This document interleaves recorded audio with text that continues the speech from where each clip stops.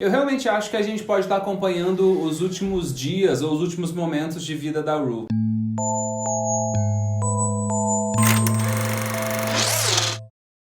E aí, Rocamboliers, eu sou o Thiago. E eu sou o Jean, esse é o canal Rocambole, aqui a gente fala de série, fala de filme, você já deve saber disso, mas se não sabe ainda, se inscreve no canal, deixa o seu like e fica aqui com a gente. Tá rolando a segunda temporada de Euphoria e o quarto episódio foi ao ar neste domingo na HBO e foi disponibilizado também na HBO Max. E a gente vai comentar todos os episódios aqui no canal, então se você tá assistindo, se você ama a série tanto quanto a gente, aparece aqui de vez em quando, gente, toda semana. E se perdeu algum vídeo, os links estão aqui na descrição, assiste esse depois vai lá, ou vai lá depois volta aqui, você que sabe. Esse foi um episódio bem forte, né? Eu acho que trouxe algumas mudanças importantes pro andamento da história. Acho que algumas relações chegaram nos seus limites, mesmo que não tenham explodido de fato, sabe? O começo com todas aquelas referências artísticas misturadas, com o rostinho da Jules e da Rue, fazendo referência à relação das duas, foi uma brincadeira visual? Sim, mas vai muito além disso. E tem meio de tudo ali, né? Tem filme, tem quadro, tem capa de revista, mas todas elas de alguma forma se comunicam com essa construção social do amor. Seja o amor romântico, aquele amor perfeito que a gente sonha em viver porque cresceu vendo nas telas,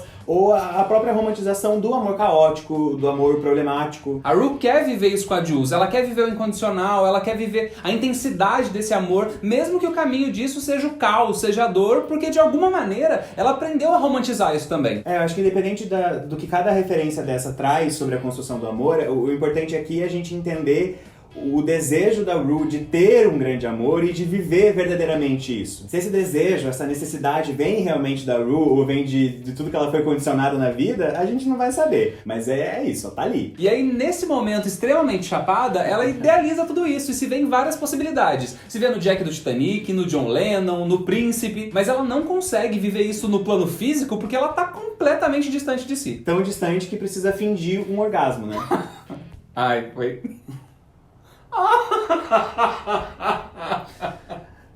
A real é que esse episódio não tá falando dos amores que acontecem, tá falando dos amores que não acontecem, por mais sentimento envolvido que existe. E existe uma diferença gigante entre o que a gente idealiza, o que a gente sente e o que a gente consegue viver de fato.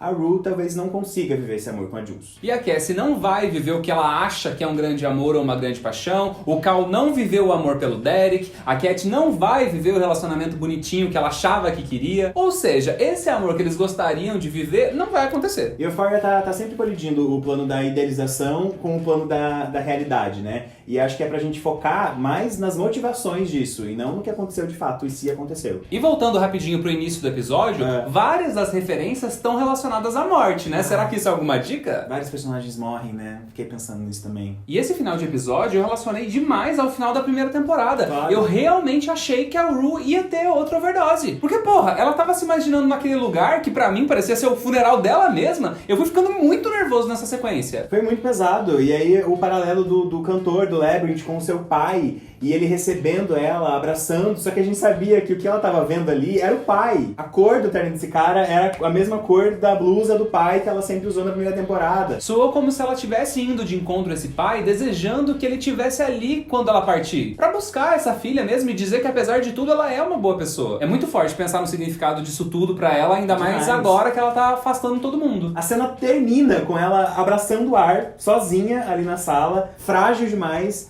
Ela tá pedindo socorro, mas numa língua que ninguém entende. Eu realmente acho que a gente pode estar acompanhando os últimos dias ou os últimos momentos de vida da Rue. Mas não tô a fim de falar disso, vamos falar de outra pessoa.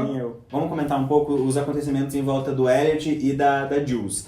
No fundo, o Elliot tá sendo bem manipuladorzinho, né? Porque ele tinha um segredo ali com cada uma delas. A droga que ele usa com a Rue e o envolvimento no campo sexual com a Jules. Pois é, e aí com isso ele acaba meio que se mantendo no controle da situação, sabe? Vivendo uma coisa especial com cada uma delas. Ele tem um vínculo íntimo com cada uma delas e a outra não pode saber disso, pelo menos até esse episódio. Eu sinto que ele é bem carentão, sabe? Que ele tem alguma ausência afetiva que a gente não sabe direito qual é ainda. E aí ele entra um pouco nesses joguinhos pra manter as pessoas ao lado dele. É, faz sentido, mas isso é o que a gente deduz luz a partir do que tem desse personagem até agora. Porque na real ele cumpre uma função de roteiro ali. Ele é um agente causador de conflito entre as duas. Ele não diz muita coisa por si só. E esse trio acaba indo pra um lugar bem mais intenso nesse episódio, né? Até a gente chegar naquela cena pós-roubo, os três no carro. E um detalhe bem importante, a Rue tá no banco de trás desse carro. Quase como um terceiro elemento, digamos assim. E isso mexe demais com ela, né? Depois daquela cena de provocação de ciúme pra ver o que ia rolar entre os três, ela perde completamente a atenção da Jules e perde o que tinha com o Elliot. Porque com a Jules ali, ela tem que fingir que tá sóbria. É uma coisa que ela não vai querer manter, com certeza. E na real, esse trio aí só é interessante de fato pro Elliot. E o que você achou dele contar sobre a droga? Porque alguém tem que trazer a Rue de volta. Acho importante, mas ao mesmo tempo fico me questionando dos motivos dele. Será que se fosse só preocupação, isso não teria surgido antes? Porque eles já viam quase um infarto da menina. Mas tem que lembrar que naquele momento eles não se conheciam. Agora sim, eles estão se relacionando, vivendo coisas juntos. Então eu não vejo isso como maldade, não. Ok, tem a preocupação dele, só que eu acho que também tem uma necessidade de controle, sabe? Porque é só isso que ele tem.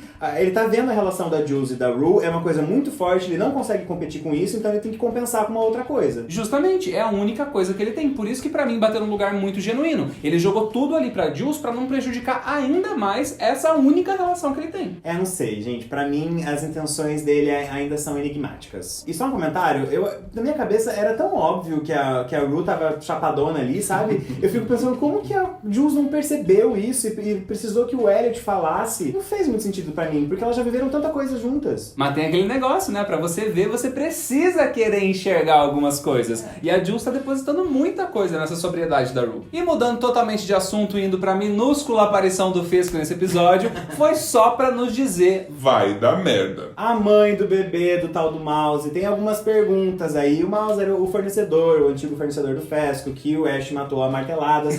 Então, essa cena aí tá ali pra gente entender que as consequências disso vão chegar. E um pouco desconexa de tudo, né? Rolou um estranhamento ali. Parece que a cena não se encaixou muito bem nesse episódio. Mas ok. E no final, ele com aquela chuva ensolarada pra dar uma falsa esperança de que no final tudo vai dar boa. Não vai. Chuva ensolarada. Chuva com sol.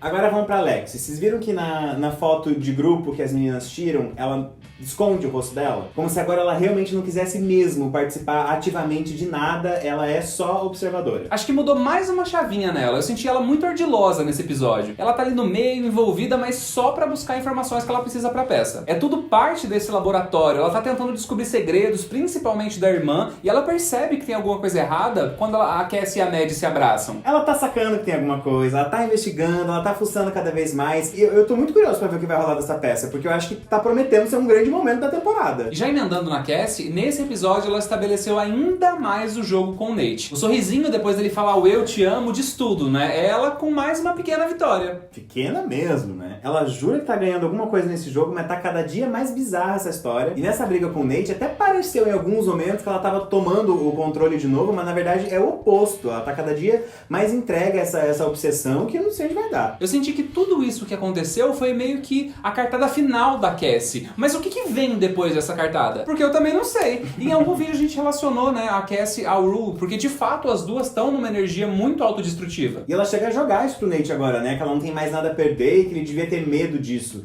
É constrangedor assistir. Porque parece que ela tá jogando a vida dela como uma moeda de troca. Como se o Nate fosse o mais prejudicado em qualquer coisa que ela faça. A gente sabe que não, né? A mais prejudicada vai ser sempre ela. Então essa ameaça não faz sentido. E a cena dela bebendo e dançando, cantando e se embromando todas naquelas bexigas. É uma cena muito bonita, mas de um jeito estranho, né? Mas foi muito magnética, porque a Sydney é magnética, né? Ela tem isso, essa menina. E vocês repararam que a festa inteira, ela aparece cada momento com uma garrafa diferente na mão? Um detalhezinho aí de direção que achei legal compartilhar. E a Mad e a Cat? Ai, que achei muito fofinho aquele momento delas. Foi. A Cat ali se expressando, falando que realmente tá sentindo, que tá infeliz. E a Mad dando os melhores conselhos do mundo. Podia se ouvir um pouco, né? Pois é. Esse papo deve desencadear provavelmente o término da Cat com o Ethan, mas assim, tô ligando muito pouco pra esse relacionamento deles.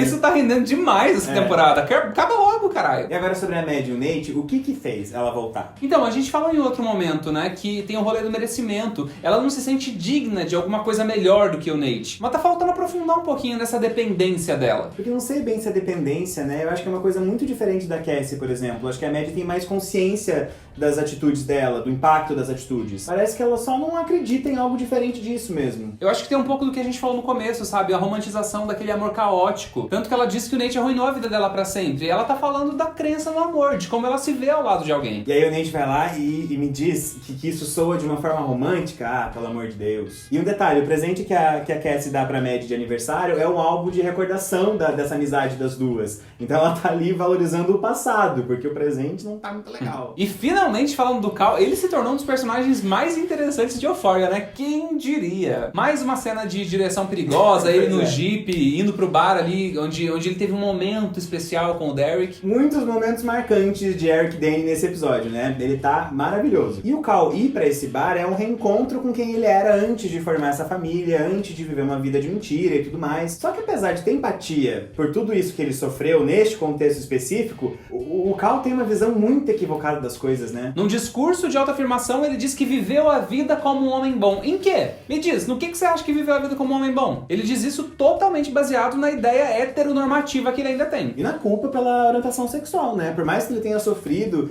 em se privar de viver isso, eu acho que essa frase ainda é um resquício de que, no fundo, ele acredita que o caminho do homem bom é o homem hétero, pai de família. Que foi o que ele tentou ser a vida inteira. Então é disso que ele tá falando. E ele querer lutar é uma forma de se autoafirmar. Ele tá num bar gay, tendo memórias com o cara que ele amou, mas ainda assim tentando resgatar alguma coisa do homem de verdade. Ele não se coloca no lugar dos outros caras do bar. Tem sempre uma superioridade ali, no jeito dele olhar, do jeito dele se comportar. Só que aí com a família ele acessa um outro lugar ainda. Porque ele tá ali mijando na casa dessa família. E isso tem um simbolismo muito grande, porque ele tá ali sujando esse ambiente que na cabeça dos homens bons é sagrado. Além de toda a relação pessoal com esse ambiente, porque foi o lugar onde essa vida de mentira dele se estabeleceu. E agora ele rejeita e joga boa parte desse peso na família. Dizer pra esposa que ele é solitário é um ataque. Dizer que ele não consegue criar conexão com essa família é um ataque. Mas também é uma defesa da culpa que ele sente. Só que eu fico me perguntando, será que se não fosse a família, ele realmente teria vivido com mais